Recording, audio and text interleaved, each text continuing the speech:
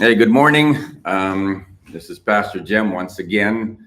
I am still in Mazatlan, Mexico at my daughter's, and we've been having a great week here.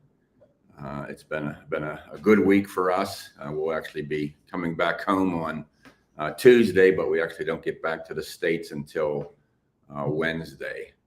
But one of the great delight for me is getting to meet another one of the missionary couples that is serving with Shoulder to Shoulder. If you remember, that's my daughter Hannah and her husband Danny are involved in ministry down here with a ministry called Shoulder to Shoulder. Their mission statement basically says that they are to serve and empower local churches through partnership. And so beside me, I have Ben Falkenberg. I want to be able to say his last name there, right? And his wife. And Hannah had given me a link to a podcast. You were actually, did you actually start the podcast for Grace Church?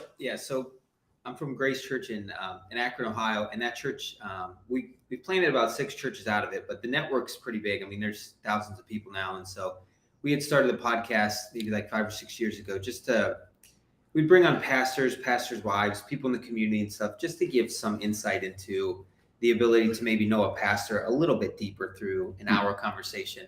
We started that, and actually it was through that I met John Reeser. Was that actually a weekly podcast or? Yeah, I mean, I would record a bunch in a row, like 10 over a month, and then we'd release them. And then you would just release them as time allowed you then. Yeah. Okay. Well, anyhow, so I actually got to hear John's story. He and his wife are the founders of Shoulder to Shoulder, and just fascinating story about him. And I'd heard different things, but it was actually nice to be able to hear it from his own words. And then that's sort of where the story picks up then, as far as Ben and his wife are concerned. And you want to tell us what happened after you had your time with John? Yeah, so my wife Tanya and I we're from Ohio, and we've got 3 little girls, and so we were settled in a little town called Wadsworth, Ohio, there in Akron. And in October of 2019, that's a famous date at this point. I've said that so many times. October of 2019, life was normal, and we were pretty settled in. We were actually living in my hometown, so I assumed that's where we were going to be for the duration. And there was a missions conference at our church, and they asked me, "Hey, could you bring on a guy named John Reeser, the director of Shoulder to Shoulder? He's going to be in town speaking. We'd love for the people in the church to get to hear a little bit more in depth of like his story. He's got a pretty interesting life. He grew up in the jungle in Brazil, and then just to hear about Shoulder to Shoulder, because our church had been a pretty big partner of Shoulder to Shoulder for a lot of time. So I said, "Oh yeah, that'd be great." So I brought John in, and we spent 2-3 hours kind of talking and just getting to know each other a little bit, and I really liked him. And I remember saying to him, "Hey, at some point I'd love if my family and I could hop down there for a week and serve with you guys for like a week-long mission trip or something." And so he left, and I assumed that was it. And then 3 months later, at the beginning of 2020, long story short, I sent him a message and I said, "Hey, John, I know we've only spent 2 hours together, 3 hours together. I've actually never been to where you guys are. I think the Lord is calling my family to come be a part of what you guys are doing in a full-time capacity." And so that was the start of the end of an old life and the beginning of a new one. And so that conversation first, that was January 2020 that I sent that message to him. And then he was like, "Well, I don't really know anything about you. Wow. We've only spent, 2-3 hours together." And so he said, "So this would have to run entirely through your church. We have a great Shoulder to Shoulder and Grace Church. Our church had been partnering for years, so they had a pretty good relationship where there was a lot of trust.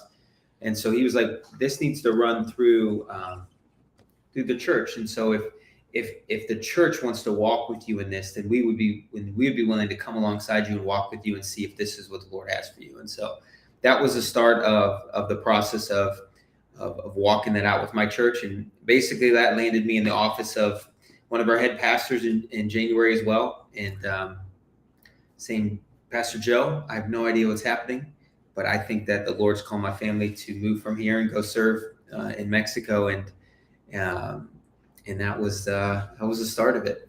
Now, John gives a little bit of a another take on it. He says, you called him and said, you ruined my life.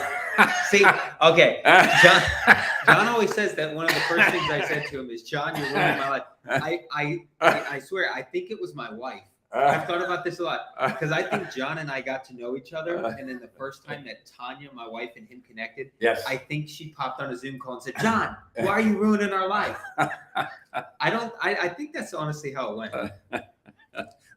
I just loved it when he shared that part of it. So it felt you like had never actually been to shoulder at that point. No, we'd never been to Mazatlan. So I know there's lots of folks that grow up and they have the feeling that, hey, one day I might want to be a missionary. Yes. I might want to live overseas. That wasn't us. Like we had been to Mexico. We went to like Riviera Maya for a honeymoon. Okay. Canada, went to Europe one time. I mean, we were not like well-seasoned travelers. Neither of us thought we were going to be missionaries, none of that. And so we were just kind of plugging along, assuming like the place the Lord had for us was Akron, Ohio. Yes. And so that was kind of weird when we felt like the Lord was like, I want you to go here. And we were like, well, we've never even been there. Yes. So yeah, that was. So did you take a trip down first, or I mean, what? So really the timeline was, I started talking with John. And John was like, I need this to run through Grace Church. Yes. And so I know that we had been at Grace Church before we left to start this journey, it was 10 years. We served in Grace for 10 years and we were pretty involved there. I was pretty involved in the men's stuff. That had been a huge part of my life there there wasn't a whole lot of I don't even say men's ministry. Like there just wasn't a lot happening with the men. Okay. And so me and a couple other guys had felt really called into that to really take that on. And so that had been kind of my mission for the last, 5 or 6 years was men's ministry. Okay. And so I know that because we had served and because we had been faithfully going there for 10 years, shoulder to shoulder and Grace Church connected. Yes. And so my initial conversation with John was like, hey, I don't really know you. This would have to run through the church. I know that they connected yes. behind closed doors without me present. Okay. And I know that immediately the change of his tone, there was a change in his tone if he realized like, hey, like this might actually be true because we had served. Right. Like we were actually really trying to serve and follow Lord. And so I think he realized like, oh, if they're actually being called, like this might be happening. And so, so basically when I landed in the office in January 2020 of Grace Church, it was like, I've never done this. Like, what are we doing here? I mean, do we go down there? Like, what does this look like? Yes. And so we just kind of started slowly praying through that and then asking basically what became the next year and a half of our life was, I always say like steps, like it was like one door at a time. And so we're like, okay, what is the first thing that we need to do? And right away they were all like, why don't we go down there? Okay. Like, let's go down there. Let's go to Mexico. Let's see the ministry. I mean, who knows? That might be an immediate closed door or whatever. Like, all right. So they're like, April, let's schedule a trip. So we put a date on the calendar for April of 2020, called it our vision trip to Mazatlan. And so at this point, we were kind of like looking forward to that trip. My wife this is a different part. We can get to that later. Maybe. Yes. My wife wasn't really looking forward to that at all yet. I was interested to see like, okay, what is this? Yeah, what is this? But then COVID happened. Oh. So April 2020 was the trip, but in March, the world changed. I didn't even think about that. So March 2020, COVID hit. And I remember being like, maybe this will be a couple weeks, and then I realized like, hey, there's no way we're getting to Mexico for a while. And so, so that slowed things down where initially the first step was going to be go to Mexico, go see what's going on. And then COVID hit. And that process got slowed down by about 9 months. Okay. And so what was supposed to be our first time in Mexico in April became November. Wow. So we actually didn't get here till November.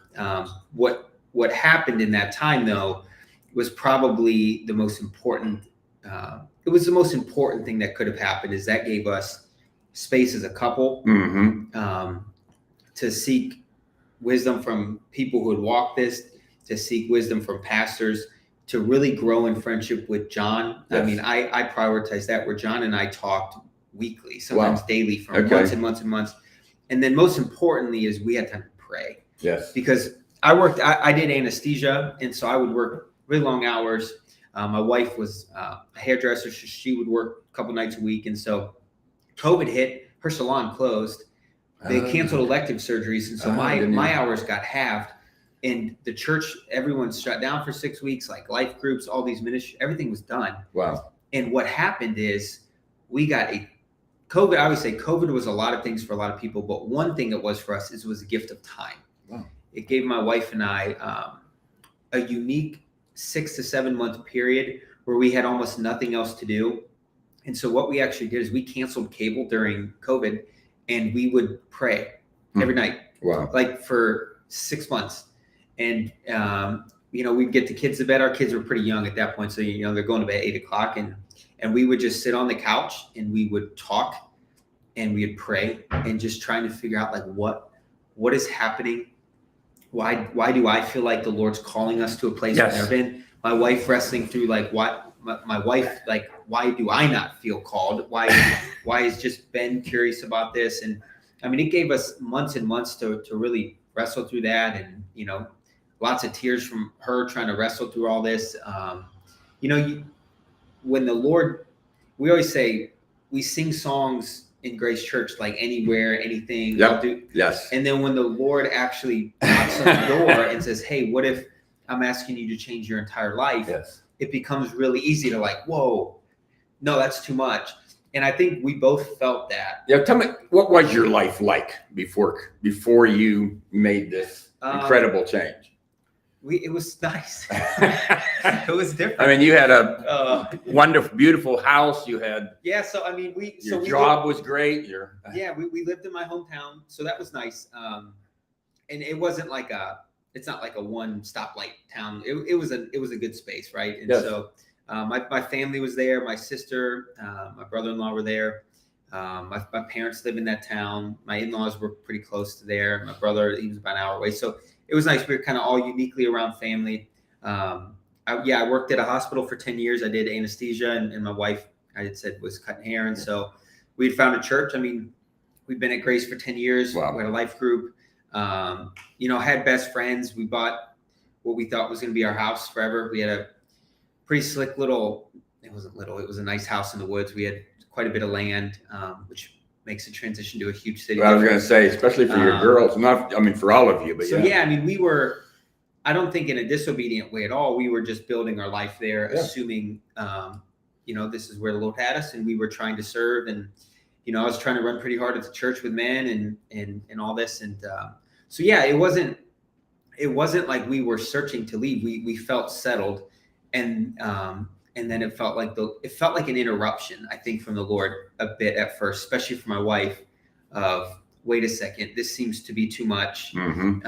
And then you start thinking about all the changes, and she would say she started to mourn kind of the losses of all sorts of things, like the house, our church, our family, my kids' school, my kids' friendships, my kids' childhood, like all of that is kind of like you realize like that, wow, that's going to look completely different. And so that process of that time from like April to November when the trip got moved, that was a process of, frankly, it was working through idols, that counterfeit gods of the Lord having to work. I think more so my wife, she would say, than me. I was probably a little more excited at the call. Yes. But for my wife especially, and for me as well, of realizing, okay, like, why is it so hard to leave this house that we thought was going to be forever our house? And it's like, I've allowed this property to become a counterfeit God. It's got too much power on me. Why is my kid's future what we thought, like a homecoming, a prom? and you realize like, okay, like all these things are actually vying for for you to follow them and for your desire to chase after them. And so I think my wife would say it was like a super painful season, where it felt like the Lord was exposing her idolatry in some ways. Of these are the things that you're maybe allowing to come in front of obedience to me. Wow. And so that was a super pain. My year was That's deep though. It's deep. I think that year for I think for all of us. Yeah, it was just like, it felt like the Lord was like boom, boom, boom, boom, boom. At me too. My hardest year was the next year in Costa Rica, but hers was that, I think that year, like boom, boom, boom. But coming out of that, October, November, before we went down, she had already moved into a pretty different place with the Lord, where she had realized like, okay, like some things aren't right here, praying through that, confessing that, and then asking for guidance, to walk through this together. So by the time we actually got to come in November, we at least were coming, and it wasn't like she was like dying anymore. Yes. She was curious to see what was going on. The Lord had begun to work in her life. Yes. But still would say like, she still didn't fully understand why I had felt like this was a call for my family, and she was kind of like, I don't know. Okay. And so just processing through that. It was a long year. I had met Tanya the other day, and I called her Sarah, and she actually thought that I was she said, oh, don't worry, I answered anything. And I said, no, I says, your husband's Abraham and you're Sarah. I said, I oftentimes wondered how Sarah responded when Abraham says, hey, I feel like the Lord is telling us to pick up and go and, leave behind everything, and her, obviously, well, where are we going? Well, the Lord really hasn't given us all the details. Wow, it's just, when I heard your story, I just really felt that, what an incredible thing for you to respond to the Holy Spirit's just nudging your heart. Yeah. That, hey, this is what I want you to do. Yeah. Because I think oftentimes we do wonder, how you didn't hear an audible voice saying, Ben, I want you to go to Mexico. You just, after talking with John, and, that just was heavy on your heart. And yeah, it's an interesting, it sounds so like mysterious. Like yes. This call from the Lord, like what people ask me that all the time. Like what it like help me with, or like, especially like, like interns serving with us here, or younger people that are like, I'm trying to figure out, like, is this where the Lord wants me? Like, how did you know? Yep. And it is interesting. It's not like this super mysterious thing. For us, it was kind of like I said, it was almost like one door at a time through a dark hallway that we couldn't see. Yes. And it started with a nudge of, why in the world?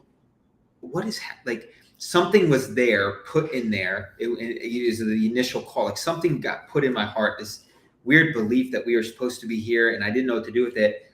And I think I probably could have ignored that right away, and we probably wouldn't be here. And I think we could even have done that and still be faithfully serving in Akron. But I think there was something, I don't know, it wasn't extraordinary in me, but there was just something in me that was like, I wonder what this is. And so basically, I think for me, the call of the Lord was just going through, it was like one door at a time, like the first conversation with John, the first meeting with our church, the second meeting, the third meeting, the first trip down here. We came down here 3 times. It was all these things. It was finding language school, fundraising, all these things. I always say they were like doors in a hallway that you couldn't see. You just get to one. It was the next door. And this is what we prayed through. This is what we've been told, like, this is the next step. And we'd be like, hey, there's no way this one's opening. Like, it ends here, right? And you get there and you open it. Well, especially when COVID hit it, you don't want to say, okay, Lord, I guess you didn't want me to go. You didn't want us to go. You can almost convince yourself of that, I think. And so we just tried to, like, basically walk through a door. And when you walk up to a door, be like, oh, you got to be kidding, this one's open too. Walk through it. And then it's dark on the other side, except you could see the next door. Wow. And it was like, okay, what is that next door? And then when it was time to get to that one, you go through. So the call for me, the best way I can articulate it is the call moving forward was a hallway of doors that you could only see one at a time. But when we got to the last door, you could look back and you could see them all. Oh. And so the clarity from the Lord of like, hey, there's 30 open doors here. Only I can do that. Yes. Only God can do that. Only God could open. And that was doors. What allowed us to get and be like, you know what? that we're actually pulling this trigger. We're going to do it. Yeah. And so that for me was the call. Now I do feel like the Lord, in that season was uniquely intimate with me in some ways that he had not been previously. And I think I needed that, or else we would have never got out of Wadsworth. Like, I think he's always with us. He allowed me, he gave me enough presence and comfort to just keep going when even people were like, this is insane. You know, your best friends or your family are like, wait, what? Yes. But it was enough that in that process of time for me, in a year and a half before we made the decision, he moved my heart for me, like, hey, this is kind of interesting. Like, I wonder too. I got to the point where I was journaling, like begging him to let us go. Wow. And so like that, there was so much time with him in there. I mean, it was a pretty consuming process of, you know, just endless prayer and reading, like just seeking, like it's a huge deal for a lot of people. And I felt a lot of that weight. Especially as a dad and a father, right? I think the whole thing is this isn't just me going on a trip. I'm literally changing the lives of my wife and my family. And my parents, my in-laws, right? My brothers and sisters, cousins. I mean, I felt that because we have been blessed with like a pretty unique family where we were all like there. We were all in Ohio. And you were close. We were all pretty close. Yes. And so this felt pretty heavy for a lot of people. And so I felt a lot of that weight. And there was a lot of wrestling.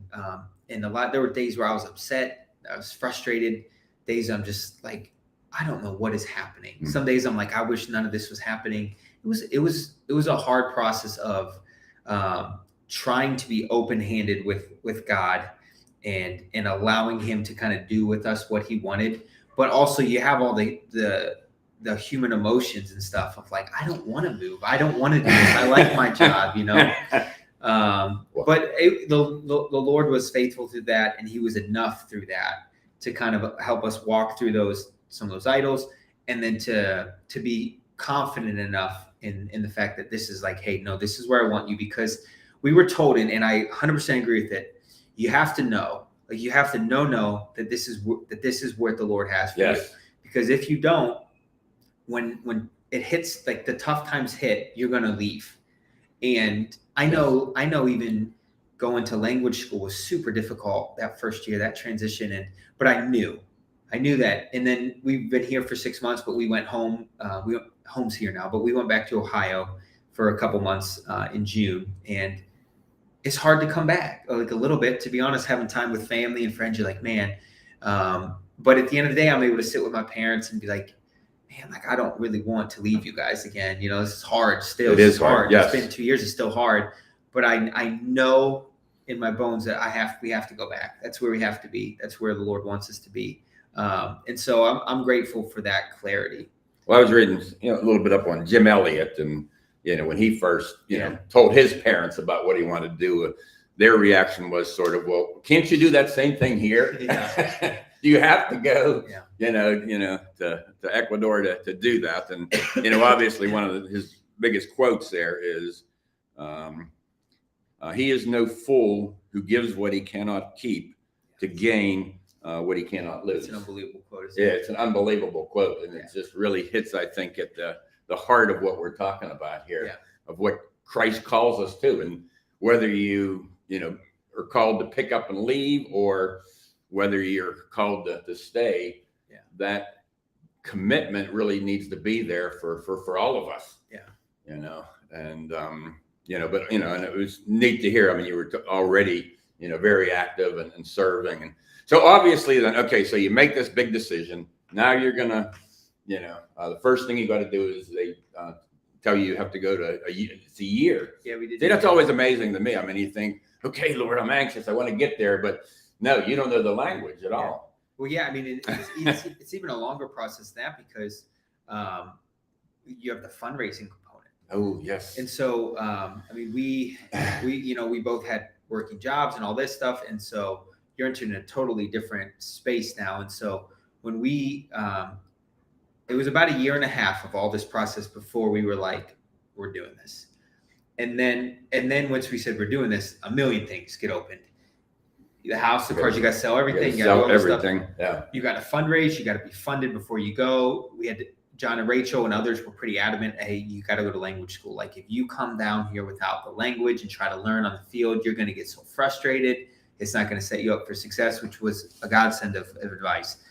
So that became like a process in itself to make the decision to then get out of the country in the first place was a process of, I think it was relatively short for, like, I think the average would be like a 2-year window in that time of fundraising, get all that stuff in order. I think the Lord blessed us in the sense that was faster. Ours was only about 8 months. Oh, wow.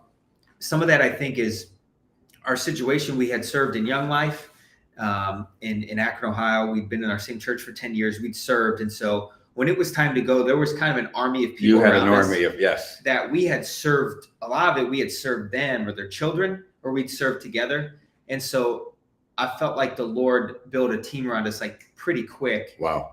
And it was pretty, it was a gift that wasn't a struggle to be like, okay, wow, this went faster than we thought. And so we were able to get to language school like 3 or 4 months earlier than we expected. Oh my goodness. Okay. So initially we had kind of planned like that whole process would take a year to get to language school. And then, praying through that and just being like, nah, man, like I think he's got a faster timeline. Wow. So that ended up being about 8 months to get to language school. And so 2022, we arrived in Costa Rica, and that was a year-long language school process. We didn't speak any Spanish. My wife knew no Spanish. She had 50 verbs that they had sent us from school. Like, hey, try to memorize what this verb means. Before you went to play. You're like, all right. Oh my God. I had at least started messing around on Duolingo for a while, Okay. and had the ability to say things like, I eat bread, like something like that. But I mean, we had never really spoken. So, well, let me just, before you get into the thing on the language school, obviously when the Lord opens all these doors, life is just going to smooth sail from here, right? Yeah. I mean, right? I mean, it's interesting because last week I did a message or sort of a study on Ezra, the first 6 chapters. And it's interesting, I mean, they'd been in captivity and God miraculously opened the door for, King Cyrus to send them back. He even sends them back with, all the articles from the temple. Yeah. And so you think, oh my goodness, we're going to get there and, things are going to be great. And no, it was just opposition after opposition after opposition. And so just because God puts this call on your life, that does not mean that life is, in fact, your broadcast really hit home with that. You really went through a lot trying to, not just the language, but the whole change of everything. Yeah. I mean, I would say December of 2020, God called us to the mission field. That was when it happened. We are now in July 2023. Okay. That 3.5 years has been the hardest 3.5 years of my life. Wow. By far. And so, and it got progressively harder for a while. I feel like finally we're on this side of the bell curve, but so, I mean, we're from the country in Ohio. My wife grew up on a farm. We lived in the woods, and then all of a sudden it's like, boom, we get to Costa Rica. We're in San Jose. It's a city of 2 million. We're playing in a neighborhood. We don't have a car. We don't have any ability to speak. And we walk to school. Where did you live when you were in Costa Rica? So we just lived in a house, Okay, you just rented a little house. Yeah, they had houses for us. It was 5-10 minute walk from the school. Okay. There's other students there as well. There's a bilingual school there for the children. So it was a good setup in the sense of there's a language school, and in the same compound, there's kind of down the hill 50 yards is a bilingual school for the children. So our girls, we were all on the same campus, which was nice. Yes. But yeah, we'd walk to school, we'd walk to church. It was pretty different life pretty quick. Now, were these people from all over the world learning language? Or were most of them Americans? No, I mean, there were several Koreans there. Okay. Wow. All sorts of folks that felt like the Lord was calling them to Latin American countries. Okay. And there were others that weren't doing it for missions.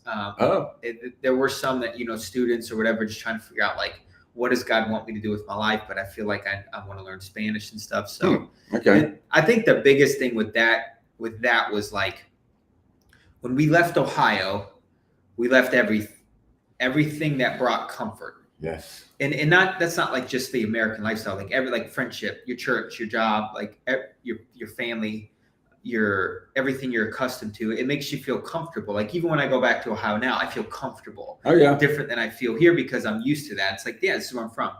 So when all that was back, all of a sudden we're in another country, that's gone. We're used to living, where we lived, and now we're boom in the city, and it's like chaos, and we can't communicate. It was unbelievably difficult. And I had never in my life felt like, wow, I can't do this. Like I don't think I can do this. I remember thinking like, just go. Yeah, back. you're a guy that just give me the challenge and I'll take it. I feel like I've felt like I've been a higher capacity guy with the ability to do things, and I got through anesthesia school and all these things. Like, and this is the first time that I was like, I don't know that I can do this. Like, I don't know if we can survive this. And there was so much going on. It's even hard to articulate. I think for me, the best way that I can articulate what I walked through in that year would be, I felt like the Lord, it felt like a boot camp where God said, okay, wow, I'm preparing you for another life. Yes. But before you do that, we have to show you what's happening here. And it was like kind of a tearing down. And I always say I felt like I was a bit naked in front of God, where all of these things that had been comforts and had helped me kind of just be who I was. Yes. They're all removed. And you're like, let me show you who you really are without all of that.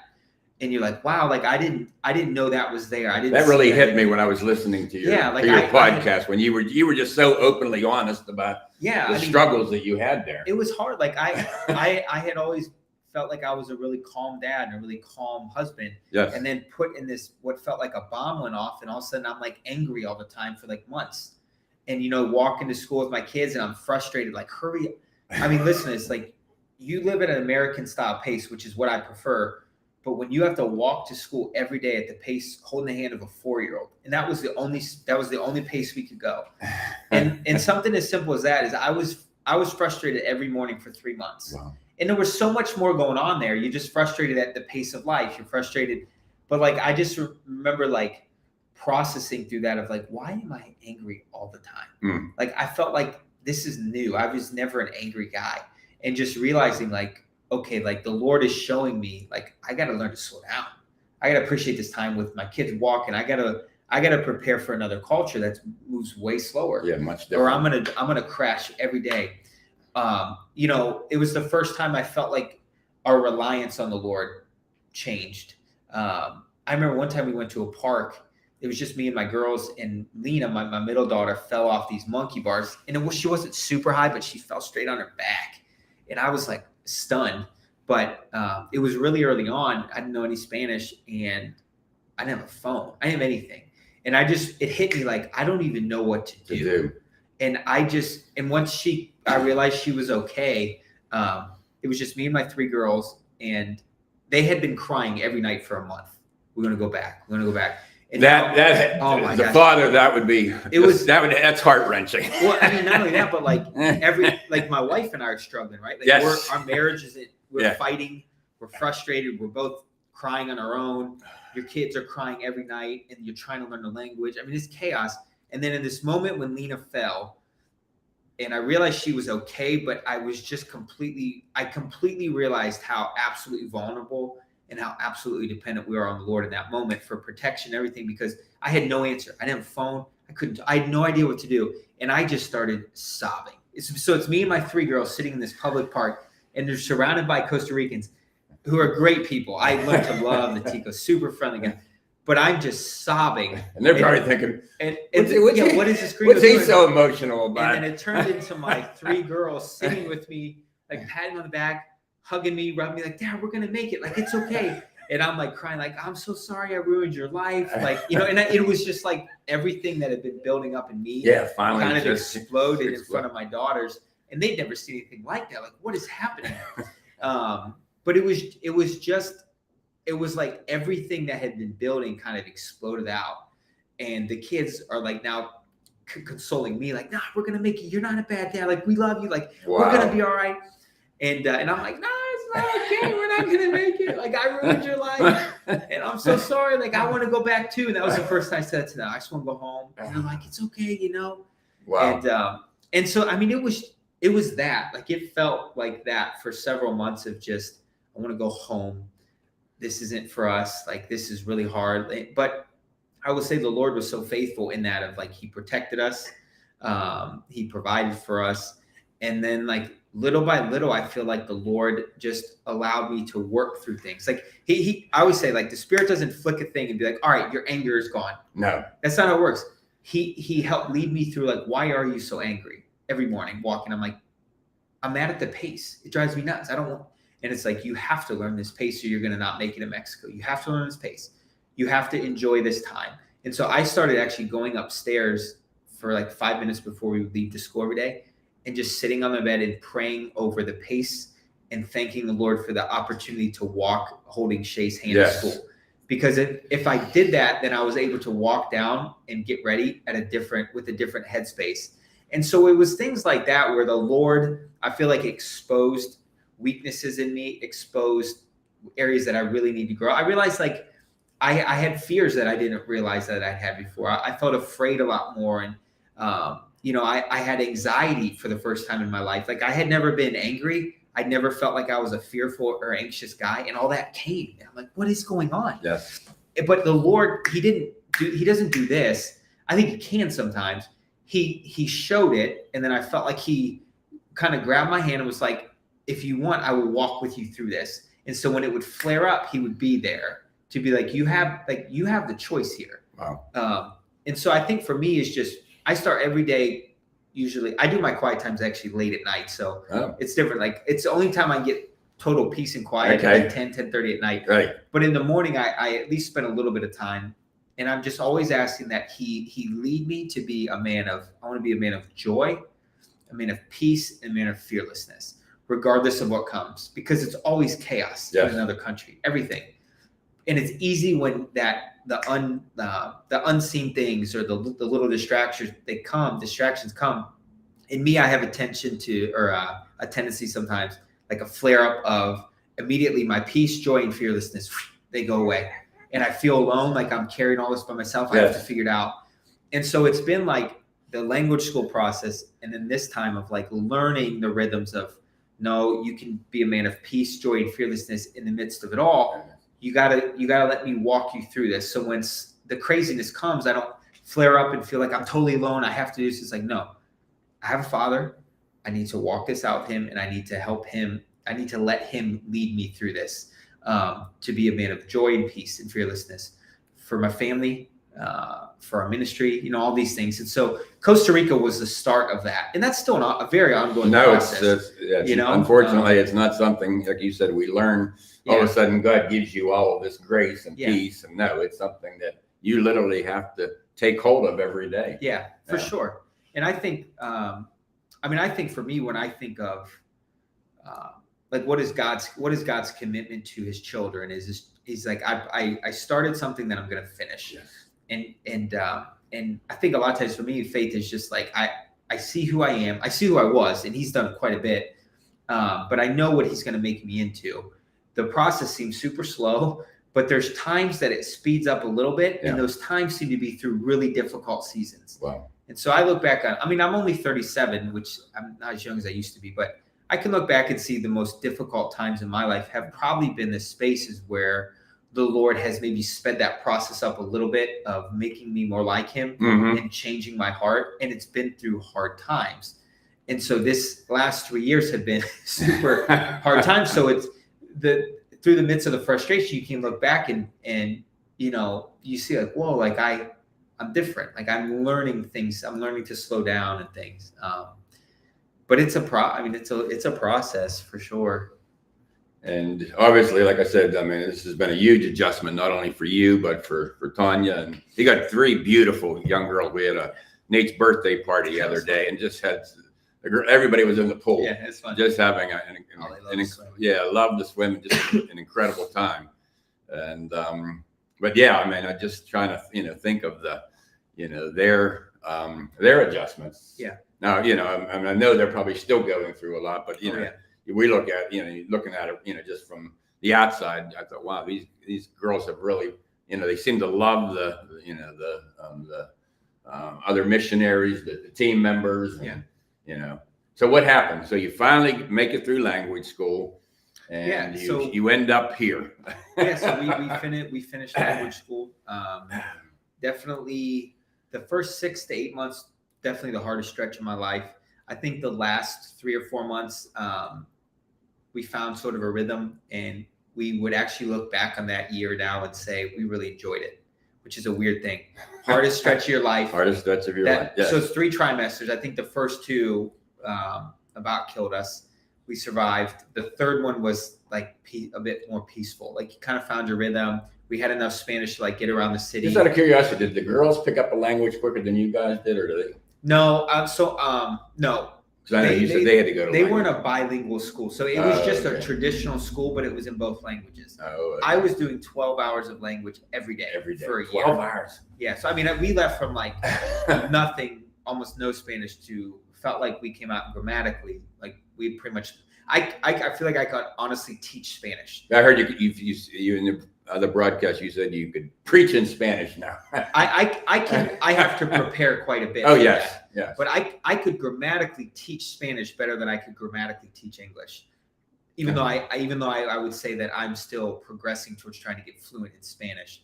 That was just the focus of language school was to build such a foundation of grammar that you speak correctly.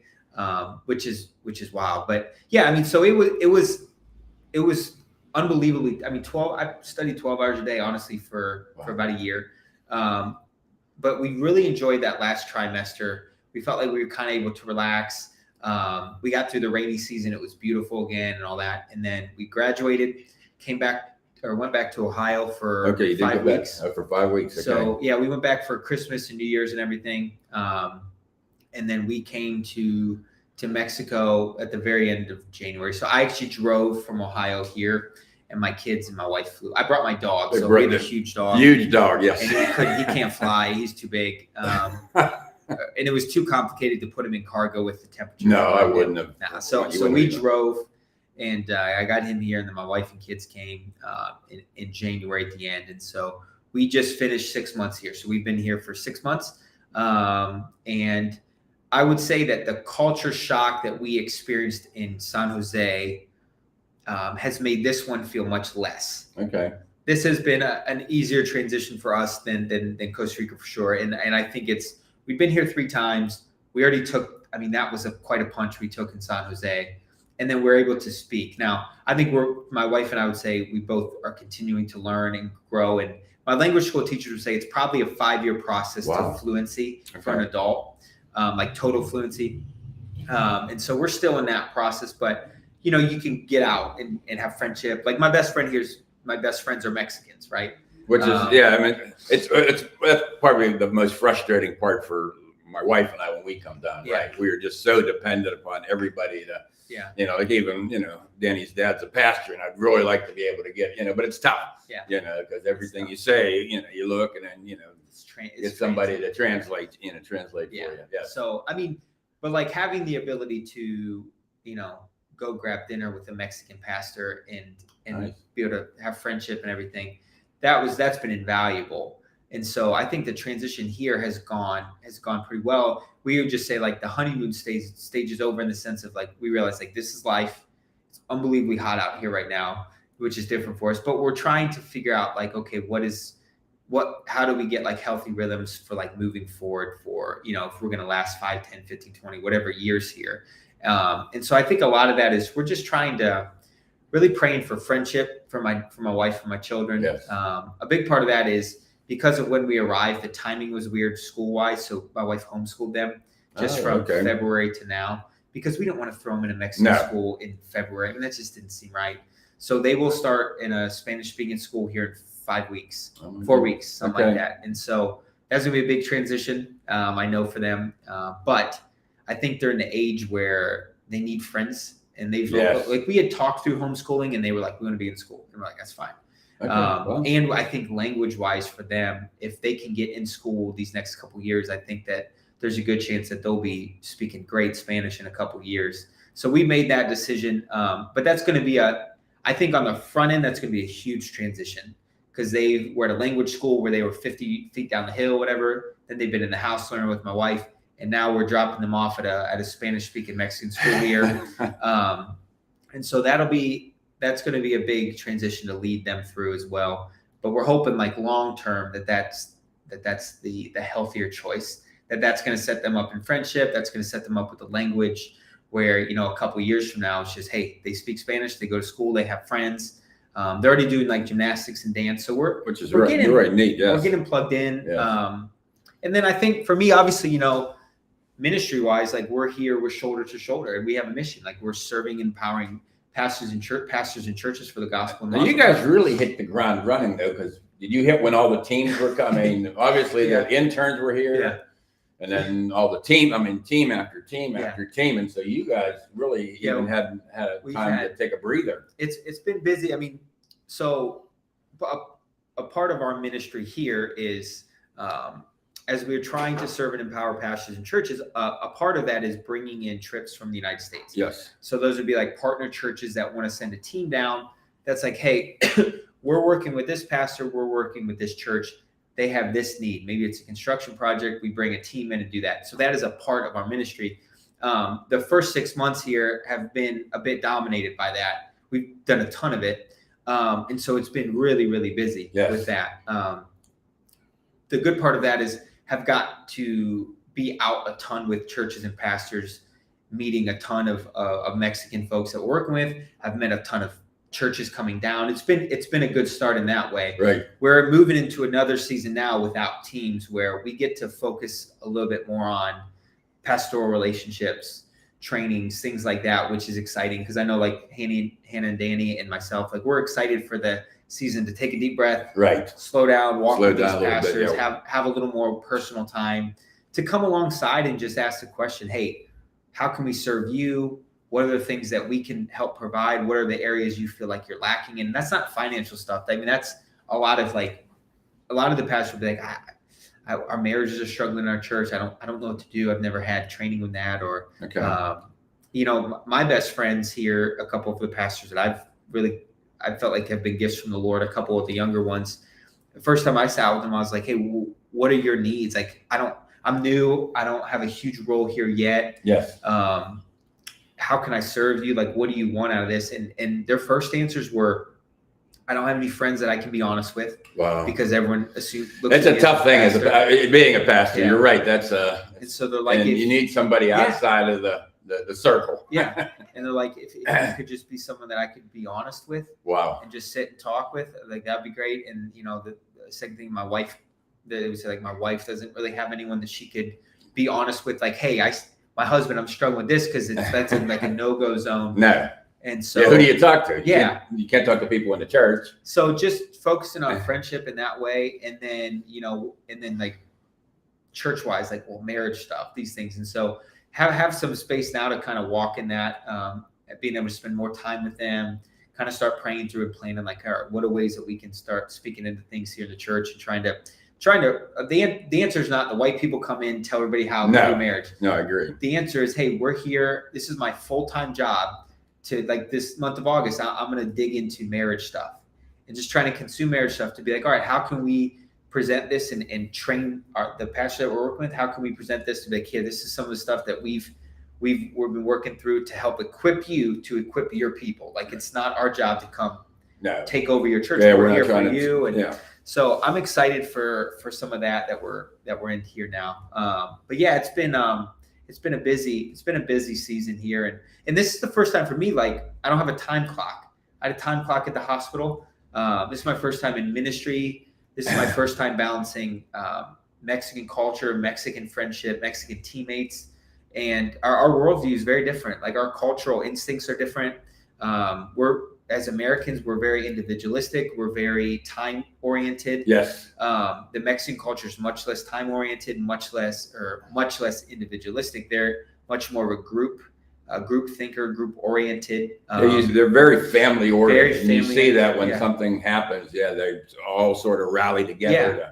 And so navigating that is not a walk in the park all the time. We're learning to navigate trying to have deep friendship with Mexican men and women who see the world very differently than us, and trying to navigate. Okay, like how do we kind of assimilate into this culture? But there are some ways that like we just are who we are. We're going to change with the culture some, but all of that is the process of trying to just come in here and grow into the culture, grow into this new life, and kind of build like healthy rhythms for the long term, and not be like a kind of an ignorant, aggressive, loud American. Yes. I mean, we get, you kind of get that ugly tone sometimes that's how people think of us. Unfortunately, some of it's, we deserve it. Yeah. Like, hey, we have the answers. Yeah, we have the answers. We're doing this. And especially I sometimes think from a missionary standpoint, I think sometimes there's that danger, of how it used to be, I think. Yeah. Yeah. And that's,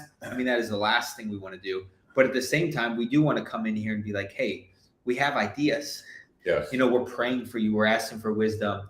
We're here literally for you. So we want to be able to have ideas for you. And so we're just kind of in the process of learning all of that, of learning how to have deep friendship, of learning how to articulate things well. You know what I mean? And just, and it's not easy all the time. It's definitely not. I know that there's times that some of the culture stuff, you're like, man, this is insane. Like the driving here, it's insane. Oh, the drive! I'm every time we get into the car, I'm just fascinated by the. In a 10-minute drive, I normally have between 5 or 6 potential accidents. Yeah, I don't know. And literally, like I feel like I'm a pretty good driver. They're almost never my fault. But they're like, you'll be driving, and the amount of motos and cars pulling out that almost hit you. It's and then the motorcycles that are. Yeah. You can't move an inch over because you don't know that it's constant. Yeah. Bang, bang, bang. Yeah. I'm fascinated. Hannah and Danny both are just excellent drivers. Oh yeah. You have to be a little aggressive sometimes. You think, oh.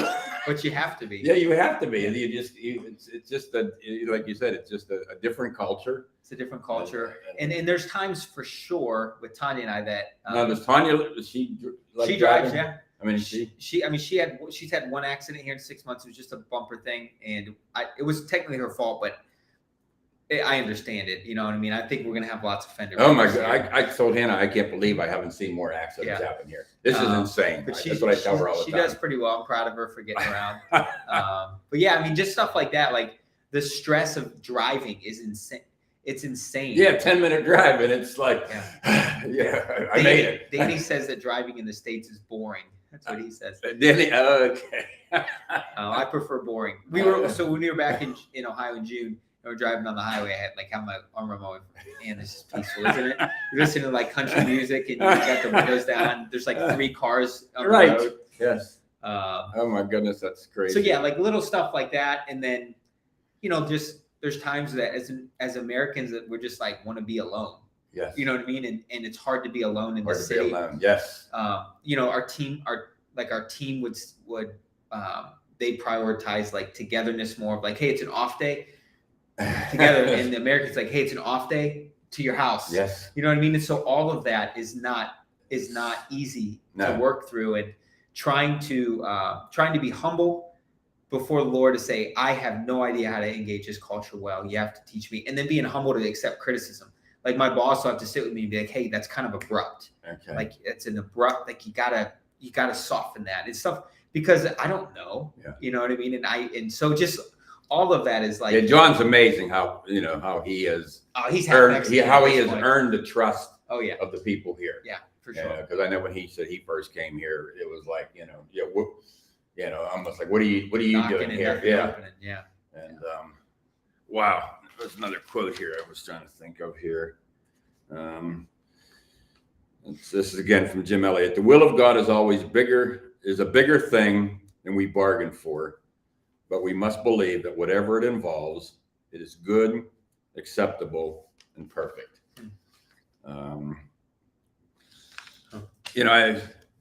I pray the Lord's Prayer every day, and I always get to the part of, give us this day our daily bread. And,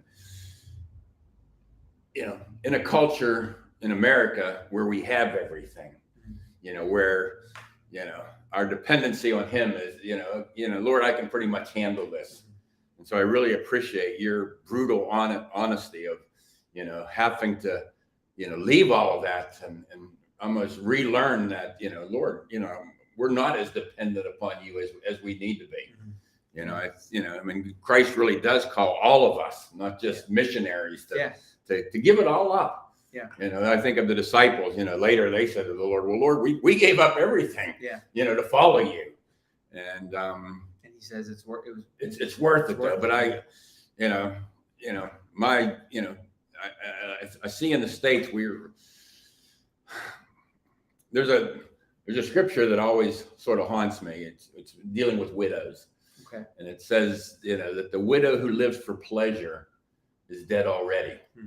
And I look at our culture and I think, Lord, we are just pleasure driven. You know what I mean? It's just like from one high to the next. We want to, and again, God's given us all things to enjoy, and we need to have pleasure in our lives, but pleasure isn't the goal. No, it's not. The goal is serving the Lord and becoming more Christ-like. Yeah. And in order to do that, we have to be willing to. You say it in a way, I think it stabs at a lot of us, lay down a lot of idols in our lives. We don't like to, that's not an idol. It's just something I enjoy. But take it away from me. Let the cable goes off. We're, pacing the floor and saying, oh Lord, I think if you don't think you have idols, you're probably blind. You're probably being a little dishonest or not willing to take a deep enough look, for sure. Because here that's a lifelong journey of things pop up. I would always say sometimes, Lord, I'm a serial well digger, where I know that there's this one well that's the only one that's bottomless with water forever. But I still sometimes like to go digging around, trying to see if I can find something that's going to fill me up for a little bit. And I know, no, it's only here. But I think too, the hard part in the States is, I do think we've been so blessed that in some ways it's become a bit of a curse, where we've one of my favorite pastors, Matt Chandler, he says sometimes it's like, and this is not a knock on the American church, because I still consider myself part of the American church. I've been sent by it, by Grace Church here, is that we're kind of being lulled to sleep, where there's so much going on. And I felt that when we were there, there's soccer, there's gymnastics, there's all these things in our lives get so busy. We kind of get lulled to sleep that hey, the church, there's Christians, they're serving the Lord, they're trying to figure this out. But at the same time, there's just so much going on. It's almost like, hey, just don't worry about it. Just kind of do your own thing. And we're kind of being put to sleep, where we don't want to just rise up and walk into the fullness of what the Lord has. And that probably doesn't mean for a lot of people that you have to sell everything and all that. But it does mean, are you actively follow? I would always say the Bible knows nothing of the Christian who doesn't want to follow and surrender to Jesus. It's not a thing. We've invented that. But are you willing to say, hey, I'm going to follow you, and I'm going to let you have authority in my life? And that's going to be super hard. And there's going to be times when I really fail. But at the end of the day, I want to be discipled into being more like you. And then I want to help others. I want to make other disciples. And so I just think for us as a culture in the States, there is so much going on that it's hard to do that sometimes because people are so busy. We always ran into that with the man. Everyone had so much going on. Yeah. Good. So and it was so hard to can I fit it into my, Yes. And one of the things here is there's less going on. There is more community. There is more family time. There is more friendship time together. So I do get excited here about seeing the opportunity of the gospel moving through networks of people differently here based on the amount of time they spend together. But cultures are different, The American church has brought some incredible things. So but it is a real thing.